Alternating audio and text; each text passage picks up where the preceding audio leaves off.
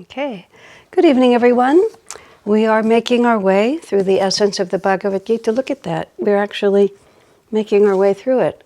I know this sounds so silly, but I've started so many big books and then time passes, one of the great mysteries of life. If you just persevere, it happens. I've actually gone through this whole book once before. There's a whole, somewhere, audio series of the Gita, but in that one I set up a schedule in advance and I did 10 pages every week. And after that, I swore I would never, ever, ever, ever again lock myself into a schedule like that, because sometimes there's a whole class on a paragraph. And when I had to run through 10 pages, it was just too tough. So we're just making our way. We're up to class 45 or something like that. So we'll be at it for a while. I just also wanted to say most of you watch this on a recording and not real time, but this is now the last Tuesday in November of 2020, and we're going to take a holiday until, I think it'll probably be January 8th, 2nd and 4th Fridays, starting in the new year, but we'll take the Christmas season off. Okay, my friends, let's start with a prayer. Heavenly Father, Divine Mother, friend, beloved God, Jesus Christ, Babaji Krishna, Lahiri Mahashaya, Swami Sri Yukteswar, beloved Master Paramhansa Yogananda, saints of all religions, dearest friend Swami Kriyananda, humbly we bow at thy feet. Help us to go deep into this holy scripture, that we may find in these words written and spoken so long ago the living presence, the completely relevant, timeless wisdom, the guidance and inspiration we need to live our lives in such a way that we draw ever closer to God. We are your children. Awaken us in your light. Om. Peace. Amen.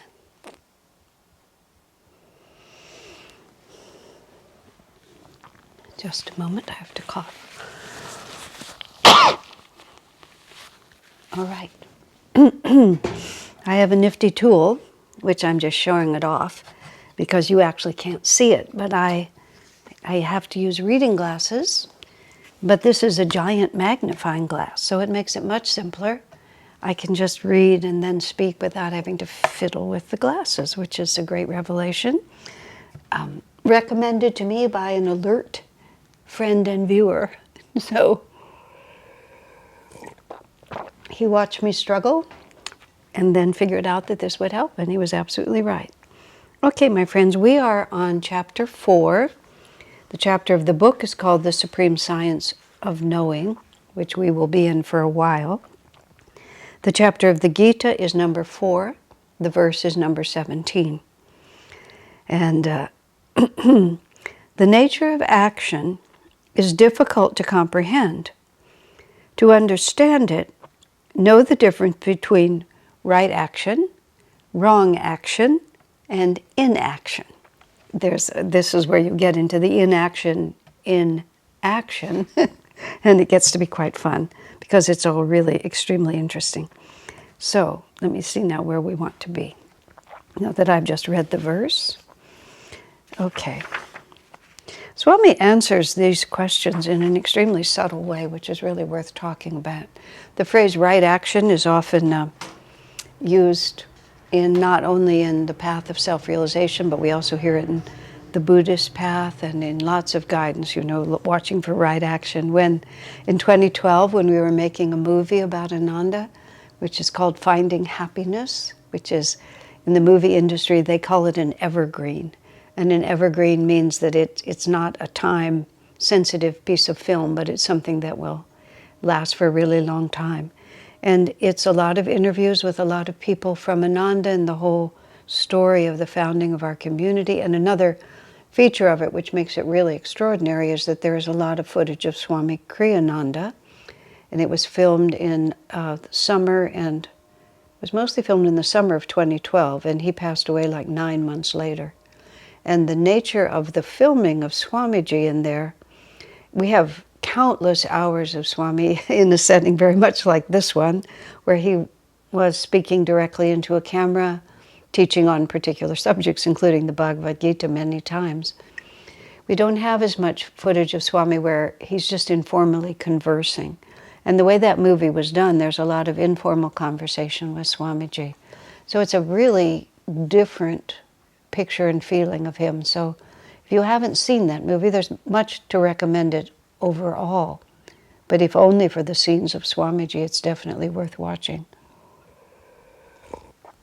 Especially since that kind of, obviously, we can't watch him in that context anymore. He's out of that body, that persona, that whole incarnation is now in the ether, but not on the planet anymore. So, but in that movie, we made t-shirts. You know, there's a phrase in the movie industry, lights, camera, action, and it's sort of a joke. So we had made a t-shirt that says lights, camera, right action. And it was sort of our fun of combining their world and our world together to make it into one. Because right action is one of the most fundamental principles of the spiritual path. Because wrong action embroils us in Maya, and right action gradually extricates us from it. So the way Swami talks about right action is also, we'll start there. So he says, right action, spiritually speaking, is any action with the attitude which leads us to soul freedom. And he says, right action is not necessarily that which other people consider right because it pleases them. It can be relatively right, however, if it is self-improving. So let's start with, sometimes people use the word dharma, and they define the word dharma as either as duty, and sometimes they define the word dharma as right action. But then that word right becomes not necessarily so easy to define, because right may depend on your point of view, what you think of as right and what you think of as not right. Right may also depend on where you are on the spectrum between delusion and freedom, that whether certain ways of being are expansive or contractive for you. When I'm defining the word dharma, I like to define it as, and duty also is a difficult word for dharma. I'm saying dharma, right action, duty are often all considered synonyms, talking about some of the limitations. Duty, again, is in the eye of the beholder. Someone can claim you have a duty perhaps to go to war for your country, as an example, or you may have a duty to do what your parents asked you to do because they sacrificed so much for you. You might have family members, maybe you have a spouse or a partner who feels that you have a duty to do these certain things, and it may or may not be your duty, because the real definition, the best definition of dharma, which then makes it a synonym for right action, is that action which leads to expanded consciousness. Because sometimes even doing that, which appears to be right in the eyes of other people or in the eyes of the world, may not actually be expanding your own consciousness. I was impressed, a friend of mine who is a teacher, he teaches a musical instrument, a cello, and he actually said that a couple of times in his teaching career, he's had a real prodigy come to him for lessons. Someone who just, a young person, a child, who just from past lives just knew how to play.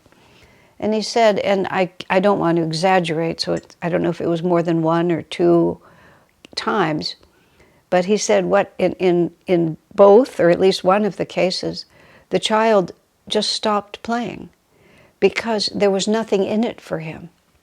Even though from the eyes of the world there was this immense talent and it could have led to all sorts of things, but for the child himself, it was a really very much of a been there, done that experience, and there was no expanded consciousness in just continuing to do well what he already knew how to do well. I saw an interview with Yo-Yo Ma, who was a living great musician. And he was a child prodigy. He was performing when he was, too small, his feet didn't reach the ground when he sat on the piano bench. His instrument was the cello, but he was that small. And by the time he was 20, he was completely at the top of his field, globally. And it was a crisis for him. It was a crisis of meaning, because he had barely stepped into the adult world, and he was already the best in the world. What was he going to do for the rest of his life? And he found ways to use music, but he used it to bring people together, to create peace, to do other things with it, besides just continuing being really good. So you might say it was his duty because he had that talent, but it was a talent that he'd had already for a long time. One of Master's disciples, a woman named Taramata, whom Swami writes about in various places because she was somewhat of his nemesis, his Gurubai nemesis.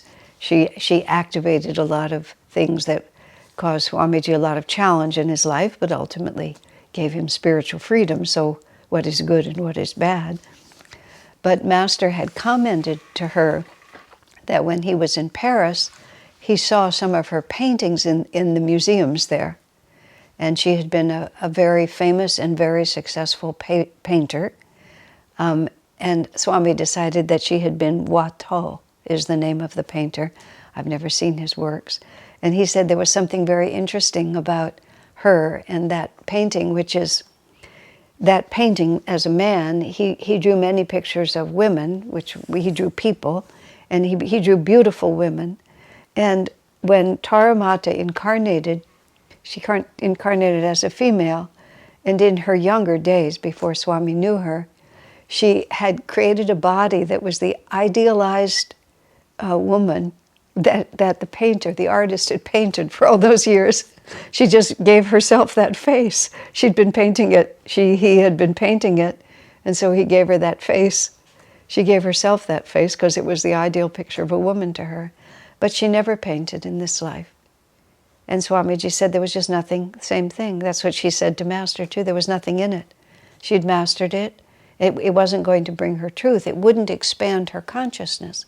But now for another person who needed the discipline and the focus and felt that they had that sense of beauty that they needed to express in their life, painting could be an extremely important dharma for them because of the way it would affect their consciousness.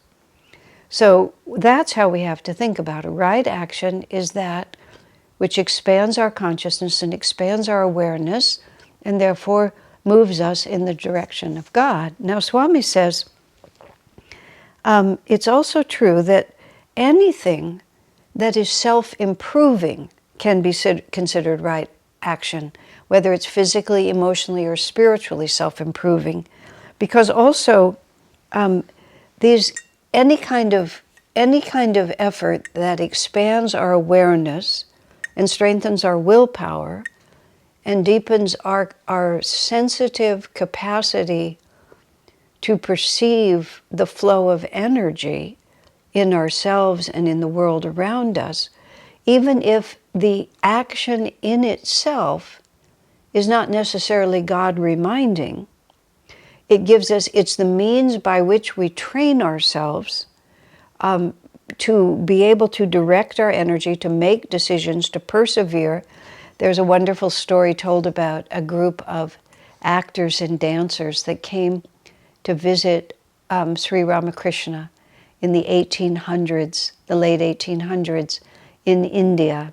And around Sri Ramakrishna there were many very conservative people who held to the social norms and the caste distinctions and so on.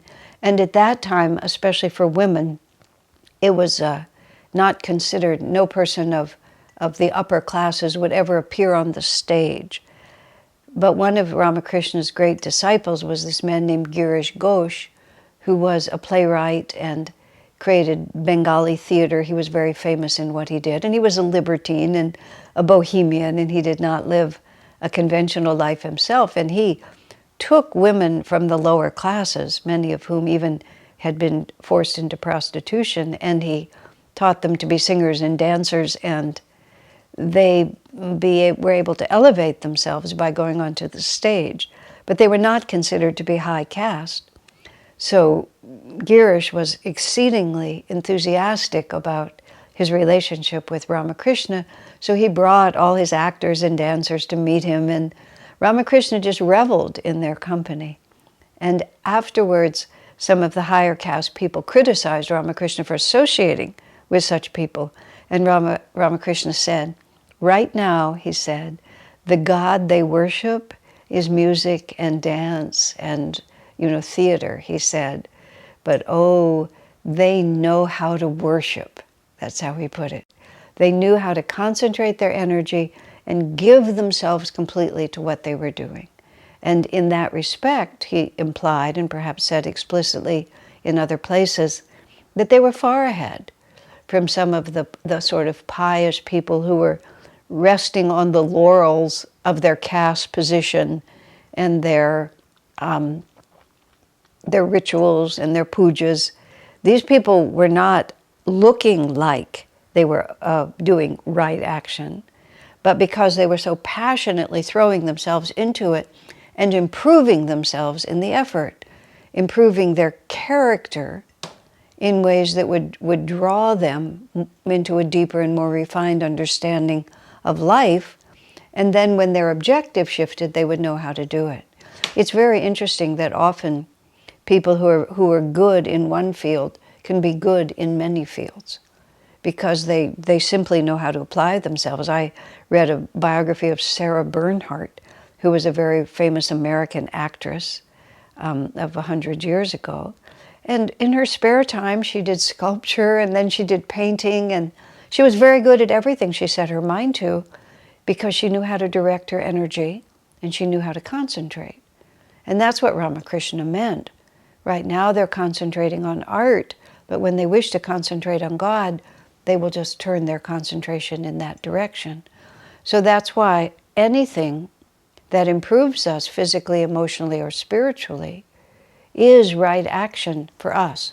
So we don't have to be so rigid and narrow in what we're thinking about. We can move more spontaneously with the flow of energy that's in us. Swami Kriyananda was extremely skillful in working with all of us in developing our abilities. And one of his principles often was rather than standing in one place and fighting against your faults, he said, go with your strengths. And by going with your strengths, what it allows you to do, it allows you to understand the flow of energy. And this was exceedingly helpful for me because my concentration was unpredictable. But if I became enthusiastic and it was in the natural flow of what I could do, then I was able to learn to persevere and generate a great deal of energy, which gradually over time, I've learned to, not universally, but much more than I was when I was younger. I can use that same ability. I learned that lesson very powerfully when I tried to do some home repair at a period of time when I just took it into my head to put up a lot of curtain rods and hang some curtains, which is trickier than you would think it would be if you have absolutely no facility with tools or any of those things.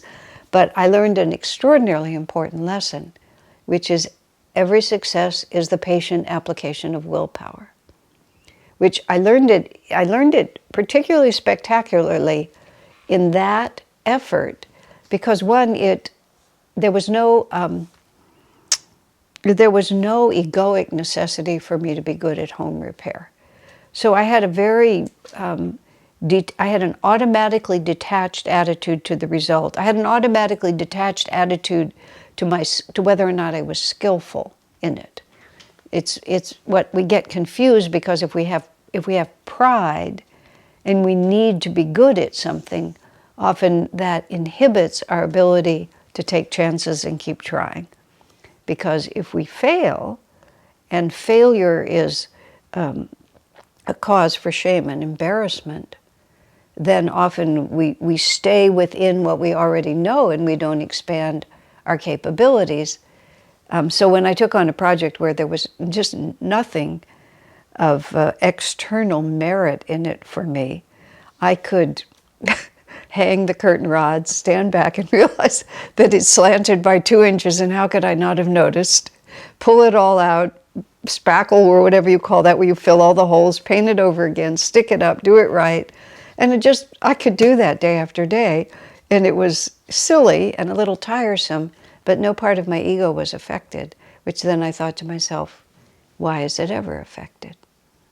Why does it ever matter to me if it takes me 5 tries to get something right? And thus, any effort to improve ourselves, expand our abilities, become something that we're not already, relatively speaking, is right action.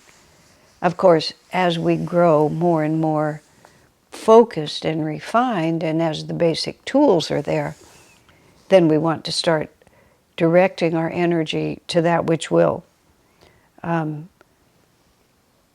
take us most directly. So on the other side of that, Swami says, wrong action is anything that nourishes the ego, whether by contracting it in selfishness or by inflating it with pride. I know a friend of mine who has a great deal of talent in singing and music, but has always been extremely hesitant to express it, and only does it sort of when absolutely necessary. And you can see in him that in some past incarnation, this talent led him into spiritual trouble. And you can see him, he'll go a certain distance and then he'll just stop. Even though others would like to urge him to do more, he senses in it a certain kind of danger. So the mere fact that he's good at it, to him is far from being a reason that he ought to do it. It's a reason for him to hesitate very, very much on it. In that context, Swamiji, even people who were talented, Swami did not put everyone in front of the public. Even people who were very articulate and had a great deal to say, he wouldn't do it if he felt there was a danger in it. Although in some cases, I know one case in particular back very early on, I wrote about this in my book, Light Bearer. There was a man who was a very good teacher, extremely charismatic, extremely effective. And he had the karma to be a spiritual leader. So Swami put him in a position of leadership very early on, like in the early 70s, when only Jyotish and Swamiji and almost no one else. But Swami elevated this man. But during the year, and this was now 1972, when Swami went back to India for a couple of months, and this man had a primary role of leadership while he was gone, and he got himself into a lot of trouble. He succumbed to the admiration of others and really got off the track. When Swami, and in fact left Ananda and never returned. Swamiji said about him, he said, I knew that pride was going to be a serious danger for this man, but it was his karma to have to face it. And then Swami said, with great sadness, I didn't expect to be 10,000 miles away when it happened.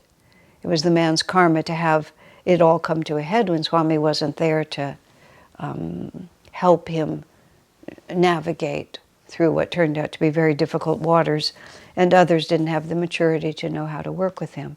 So, was it wrong action for him to take that spiritual leadership role? Swami said no. It was a necessary trial by fire that he had to face. It turned into wrong action because rather than using it to expand his attunement and his humility, it expanded his pride, and that led to a downfall. So, but being in a position of leadership, being admired and adored by thousands of people, it all depends on how it affects you. It's not a question of what you're doing, it's a question of how it affects your consciousness. Right action, dharma, is that which expands your consciousness. So Swami says, wrong action is anything that nourishes the ego, whether by contracting it in selfishness. See, now the other side of it, you could look at just the opposite. A person who is very gifted with an ability that could help many people, but who refuses to use that talent. That could also nurture your selfishness. It's too much trouble, it's too much work. I remember years ago, there was a man, the whole experience happened in this community, but it was before I lived here. And there was a man living here at that time who was difficult. He was very difficult. We always have difficult people, because just because you really love God, it doesn't mean that all your karma is finished. This particular man was difficult. Just he's no longer with us. His pride, unfortunately, took him elsewhere. He was very difficult. And when there was a woman here who was very sweet and loving, and she wrote to Swami just how much trouble she had getting along with him, and she complained. He did this and he did that, and he was just really a difficult person. Swami says, "Oh, you should just love him all the more for his, even, let his faults be your reason to love him all the more." She wrote back, she said, "I just don't want to be that good, sir." It was a perfectly honest response. That's just like, yes, of course I could do that, but I don't want to. I prefer to stay annoyed with him.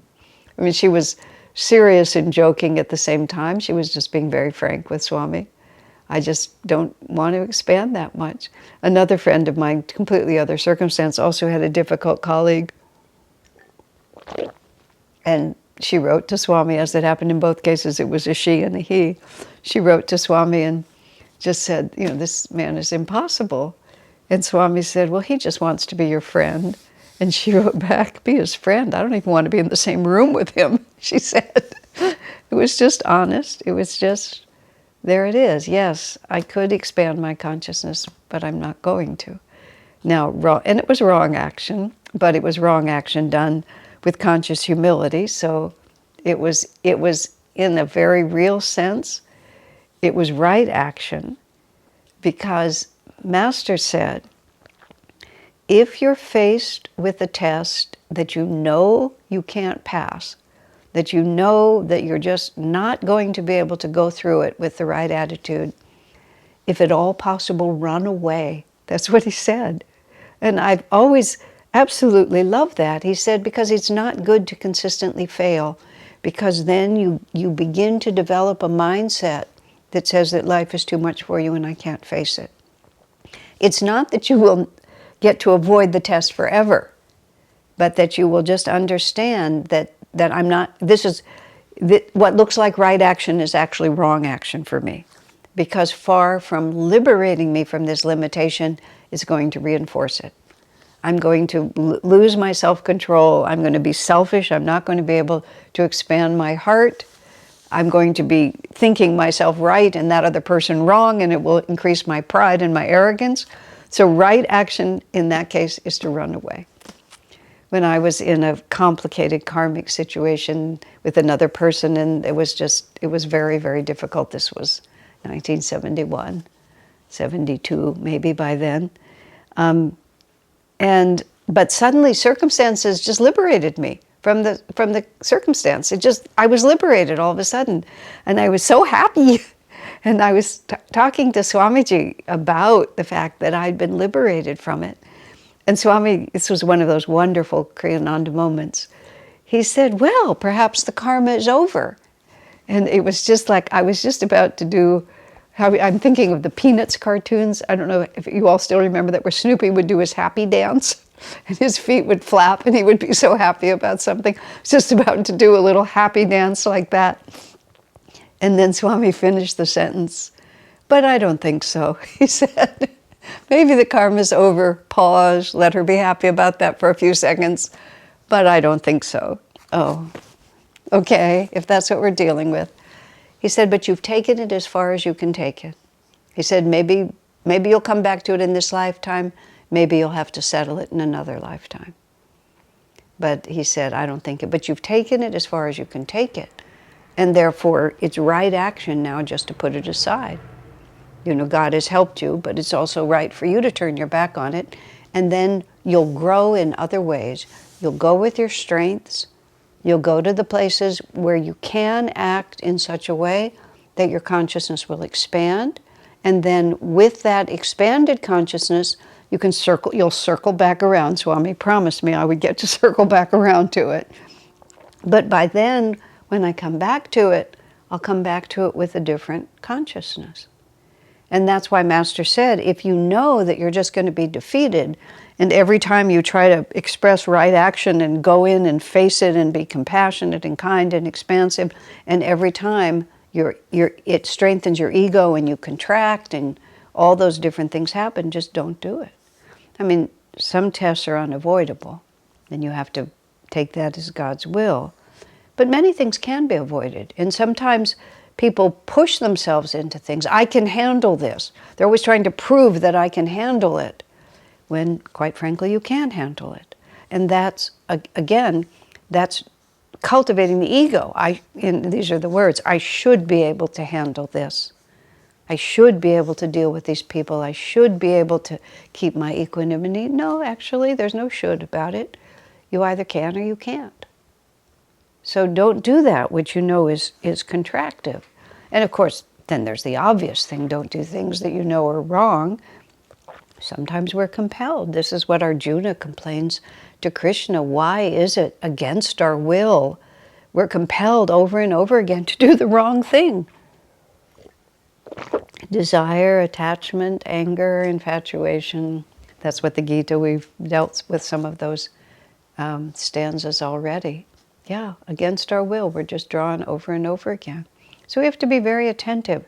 You have to be very attentive to the effect things have on your consciousness and make choices that move us in the direction that we want to go. And sometimes it takes a lot of discipline to do that. And we're not just talking about the discipline of attraction. It's the discipline of resisting attractions. It's the discipline of working in a realistic way with our own egos. Honest introspection, true self-understanding. That's why it's one of Patanjali's, one of the basic yamas and niyamas in Patanjali, self-study.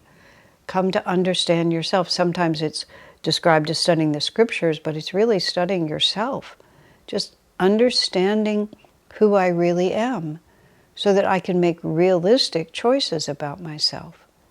And sometimes I spoke about my one friend who withholds his talent from the world, and I respect him in that respect. I feel it's not a wrong decision on his part. He knows himself, and it's not apparent to others, but he's very sincere about it.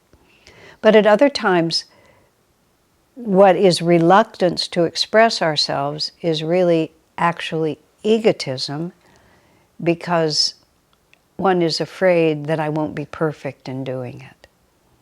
And so you see, sometimes we say, oh, it's just humility, I don't have much to say, but the actual center point of that reluctance is a fear of not looking good.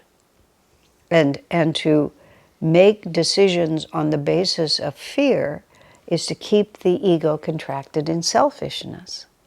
I had, at an very early stage of my spiritual life, I realized that I had a profound fear of conflict.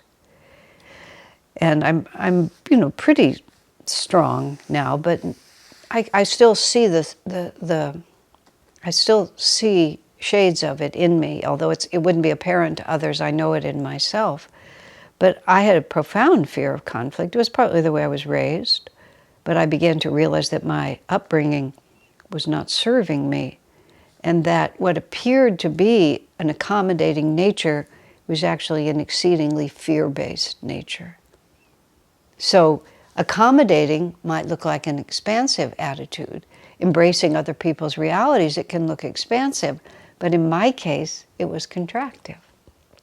So the only way we can know that is that we have to practice the right action of self-study, of honest introspection, and really being able to feel, what am I doing and why am I doing this? And we always we watch the threads of attachment, of desire, of anger, of fear, and just sort of feel those threads, and we have to follow them. You know, what's the actual motivating force here? I'm amused by a woman who passed through Ananda many years ago, and she had a lot of potential. She was a very strong and capable person, and Swamiji tried to help her in her spiritual life. She was very sincere at that time. And he was including her in satsangs and various things that were happening. But after a while, she started refusing his invitations because she found when she spent time in where Swamiji was, in Swami's company, as she put it, she would forget about her problems, and she felt she needed to keep her mind focused on her problems, or else she would never overcome them. It was a profound misunderstanding of how spiritual growth takes place. So now Swami wants to point out that almost everything that we do in life is a mixture. It's just like we can do the right thing for, semi-right motivations. We can be very serviceful and very kind and very expansive, and then a little piece of us keeps our eye on how many people are liking us. Now with social media you can measure it all the time. I was just laughing because I noticed that I get some hundreds of views for this particular class because I was just curious as to whether people were still maintaining interest in the Bhagavad Gita class.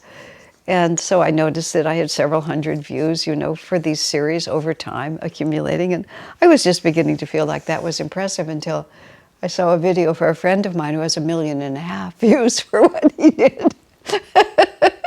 I really wasn't competing, but I thought Divine Mother was just teasing me.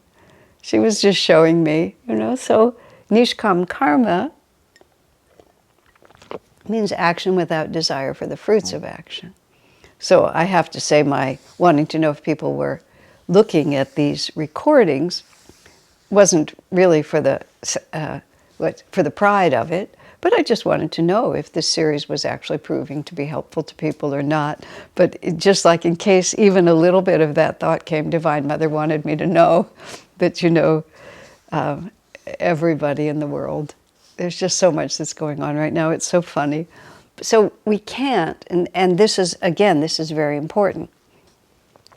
We can't always be weighing and measuring every little thing that we think about.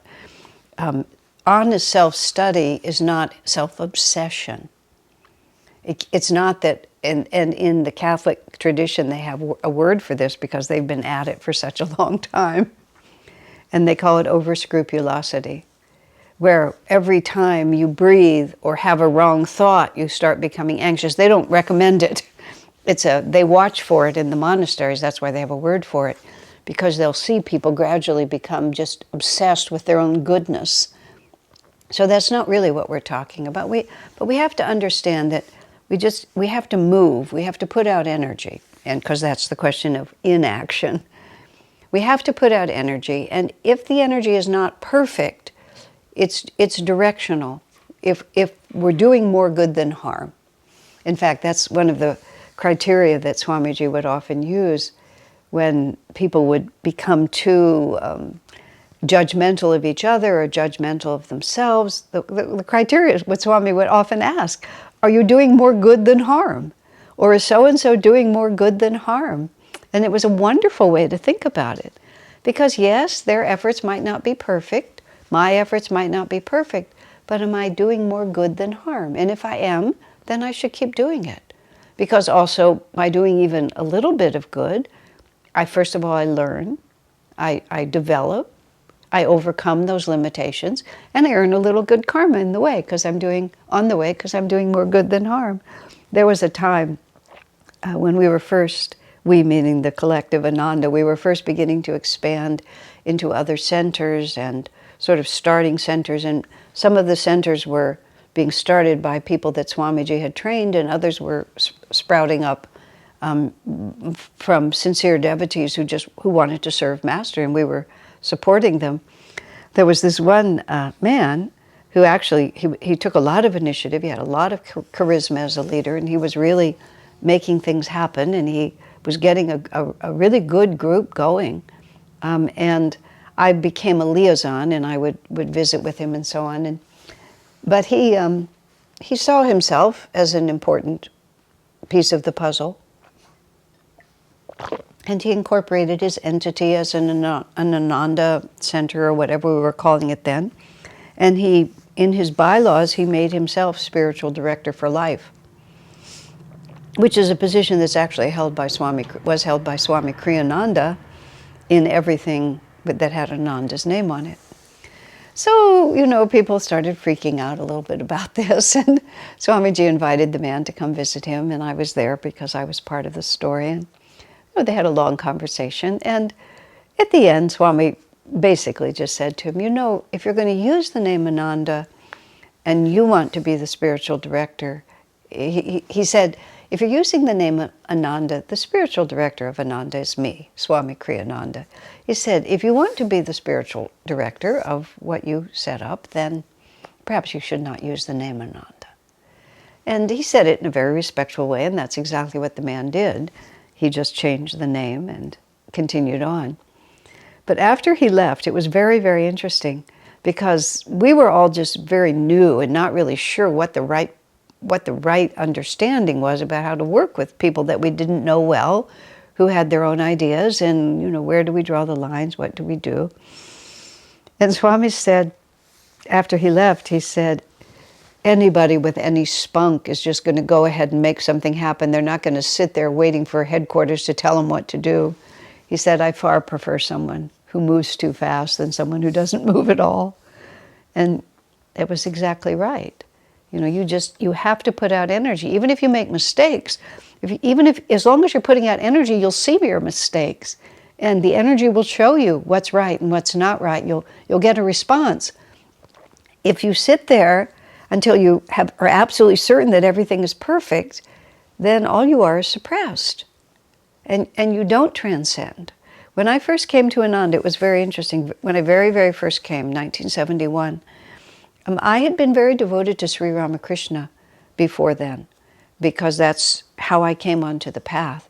And I never took an initiation or became a disciple. It never crossed my mind to do that. But nonetheless, I had great devotion to Ramakrishna, and he was taking very good care of me.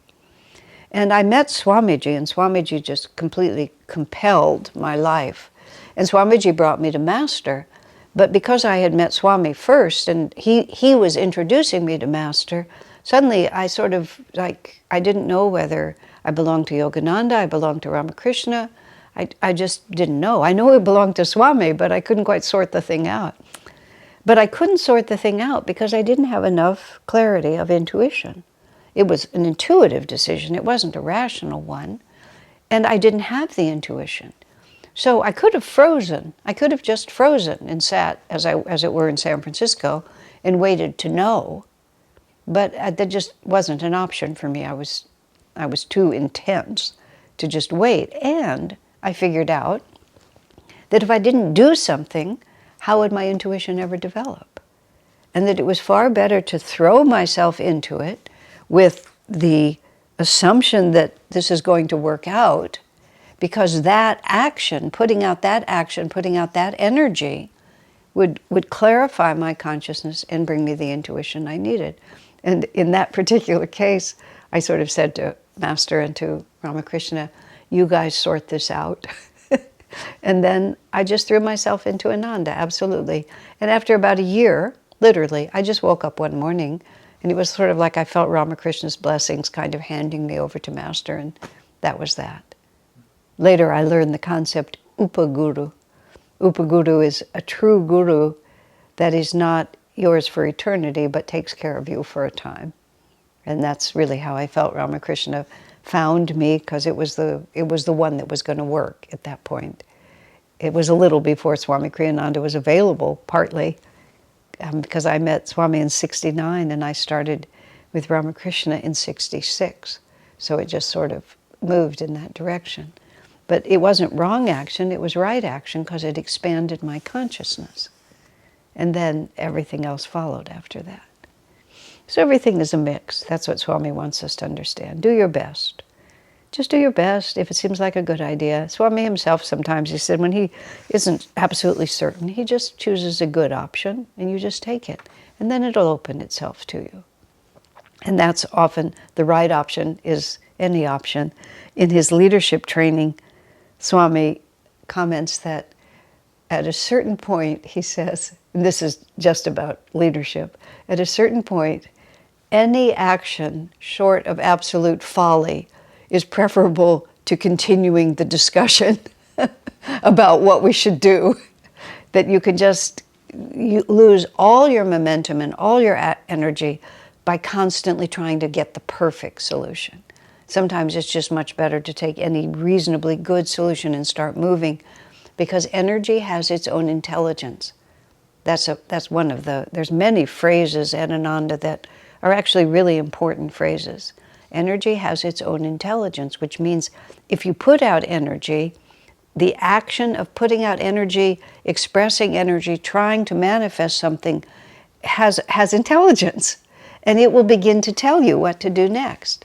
And it will begin to show you if the direction you're going is correct. And it will correct itself, but it won't correct itself if you don't put out any energy and activate the energy of that intelligence. That sort of was my position, when I first committed myself to Ananda. I committed myself to Ananda as if it were crystal clear to me exactly what I was doing, and no part of me held back.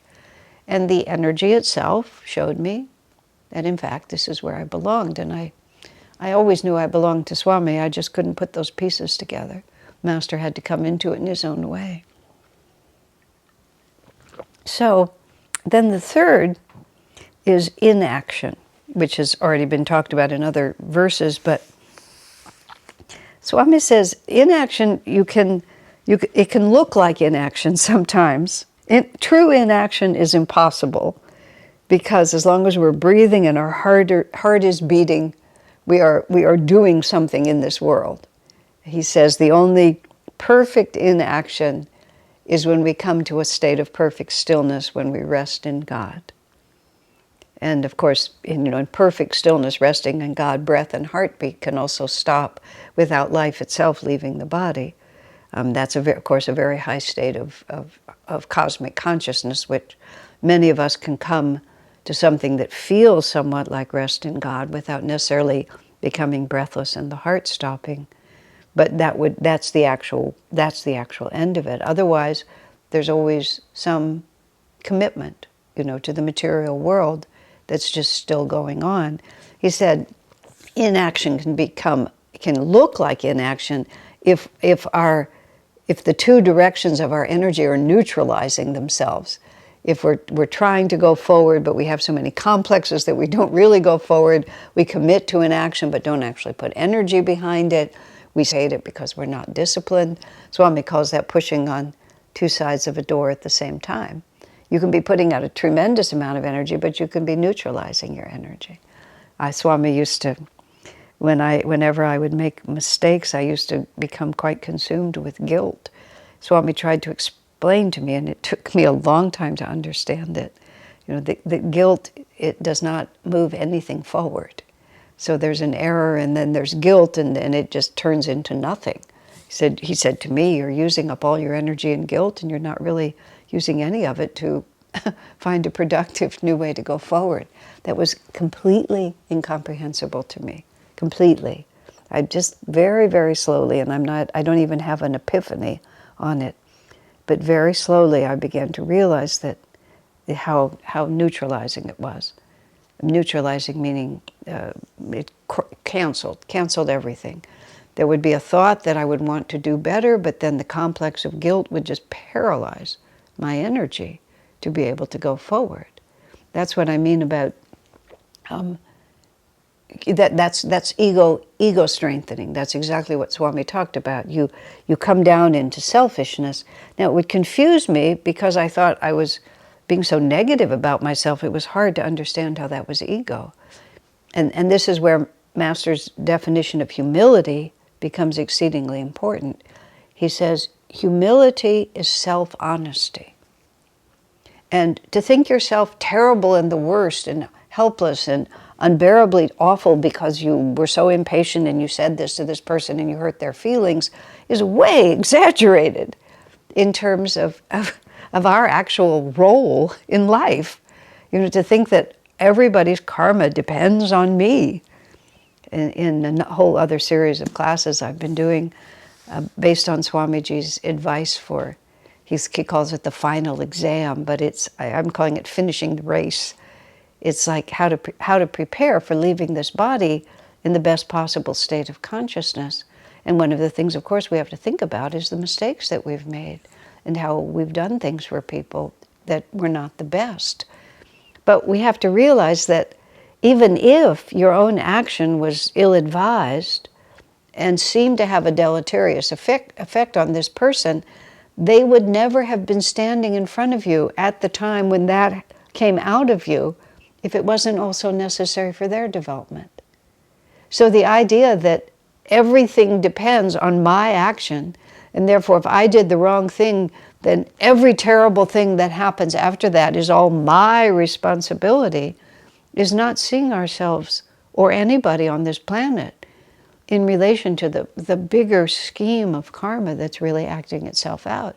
Yes, of course, it's not desirable to behave in ways that are not helpful to people. There's no question about that. But to imagine that all of destiny, all of someone else's destiny is dictated by my bad mood is not true humility. Guilt is not humility. Humility is to say, yeah, I have a lot to learn. Yeah, I was really out of line when I did that. But to then go and act as if the whole world is crashing around your head because it has now been revealed that you have faults, that's exaggerated. And that's not really what we're trying to do. So Swami says, what we're trying to do, and then he has this word here, the goal of spiritual evolution is to sublimate the ego by self-expansion into cosmic consciousness. Whatever takes one in the direction of ego sublimation is right action, and whatever affirms the ego or blocks its effort to sublimate is wrong action. And that finally which saps or otherwise dulls effort at ego sublimation is inaction. That's when I was talking about guilt, where the two sides of the door. Now I had to go look up the word sublimate. Swamiji is has such an expansive vocabulary and is so exact. And I only speak English. He spoke 8 different languages. He said one of the wonderful things about English is they have very exact words for everything we're looking for. So I looked up sublimate because I know the word suppression, but of course he's using it in a positive way, and suppression is not a positive thing. Even Krishna says that somewhere. Swami's words about suppression are, it doesn't do you any good to suppress, because what you suppress, and I love this, the way he said it, will just come out in some weird way later. In other words, you're not going to transcend it. So sublimate is to change the form of something, it says, but not the essence. To change the means of expression from a lower to something more elevated. So ego, and see now we start working with this word ego, which is a very interesting word. Ego is not the enemy. Ego is who I am in this body, identified with this body. Even Master had an ego in the sense that there was a personality that I'm responsible for that I have to express. And this is again where people get confused. I just have to suppress the ego. And then inaction becomes action, because in refusing to take any action and necessarily suppressing my ego, the action I'm taking is suppression. But sublimation is when we elevate it.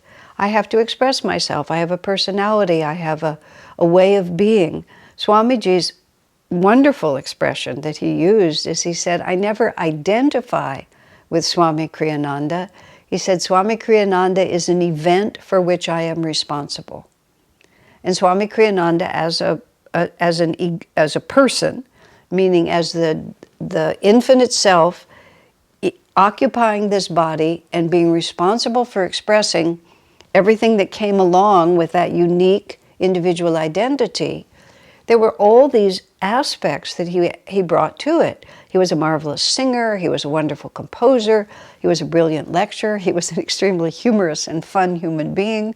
He understood administration, he'd been a king and a general in past lives, he had a very astute, I'm going to use the word politics, but I don't mean that in a bad way. He understood human relations and how people work with each other. That's why he was so good at building the community and being a leader, because he understood how to integrate many different personalities, giving people an opportunity. All of those things were actually the expression of his ego, in that they were his individuality, his unique abilities, his for this hour was I born, after many, many lifetimes developing all these abilities, but he had sublimated them, in that he had changed the expression from I'm trying to be important, I want to be noticed, into how can I serve? When a young man who was artistically inclined and wanted to write music and wanted Swami to support him in him going out on his own to become a music performer and a songwriter, he was trying to appeal to a fellow artist, and he said to Swami, you know how it is, sir, sometimes you just have to express your artistic self, you have to write a song and go out and sing it. Swami said, no, I have no idea what you're talking about. Or I never, he said, I have never felt compelled to do anything. He said, I do it to serve Master, and that's the only reason.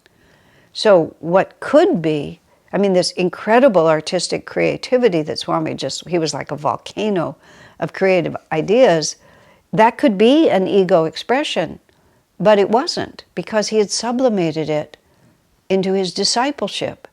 But he brought to his discipleship this enormous personal magnetism that he poured into serving his guru. And he never hesitated to take leadership. He never hesitated to stand up in front of a room. He never hesitated to sing his songs and write his books and promote them and publicize them and speak wonderfully of them. But all of that ego had been sublimated into a higher expression, which is being a disciple. When people asked him, as they often did toward the end of his life, you know, what have you accomplished?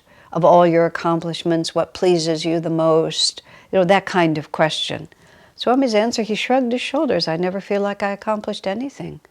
He said, Master worked through me. He never identified with any of it, because it was entirely sublimated into being a disciple. And then he said, if there's anything, if there's anything that I'm proud of, and then he said, and I don't think really even pride is the right word. He said, what satisfies me the most, he said, is that I've been a disciple. And all that matters to me is that I be a good disciple. So he took all that talent and he used it all to be a good disciple, to fulfill the commission that Master had given him to do. So then there's no question of pride or selfishness or importance or anything. And that's what it is that we're trying to do. That's the goal of all action, and that's right action in its highest form. All right, my friends, God bless you.